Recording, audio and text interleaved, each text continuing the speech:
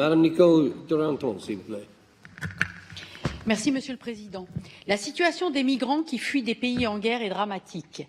Ils n'ont généralement pas d'autre choix que de tenter leur chance dans des embarcations de fortune pour essayer d'atteindre les côtes européennes. Quand ils ne meurent pas en mer, ils arrivent en Grèce ou en Italie où le système d'asile est saturé. Dans ce contexte, l'idée de dire que les demandes d'asile pourraient être traitées dans des pays tiers ou pays de transit par le biais des ambassades paraît intéressante. Cela éviterait les dangereuses traversées et nuirait aux affaires des passeurs. En outre, le flux de réfugiés arrivant sur les côtes européennes serait limité. Toutefois, le traitement extraterritorial des demandes d'asile n'est pas la panacée. En effet, il est tout d'abord nécessaire d'établir une véritable coordination avec le pays où seront enregistrées les demandes d'asile. Des lieux d'accueil des migrants devront être financés par l'État qui instruit la demande d'asile et leur sécurité devra être garantie. Le HCR peut apporter une aide précieuse pour cela. De plus, les services consulaires et les ambassades chargées du traitement de ces demandes devront disposer des moyens nécessaires. Enfin, lorsque cette demande d'asile est acceptée, il faudrait assurer le transfert sécurisé des réfugiés vers le pays d'accueil.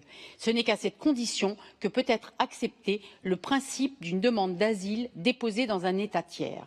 Tout cela nécessite d'obtenir des garanties des États de transit et d'établir une véritable relation de confiance avec eux. Tout d'abord, il est important que les pays membres de l'Union européenne commencent par tenir leurs engagements, notamment en matière de réinstallation.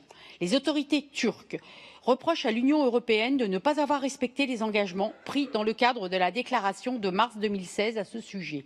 Elles ne sont donc pas favorables à une externalisation sur leur territoire du traitement des demandes d'asile.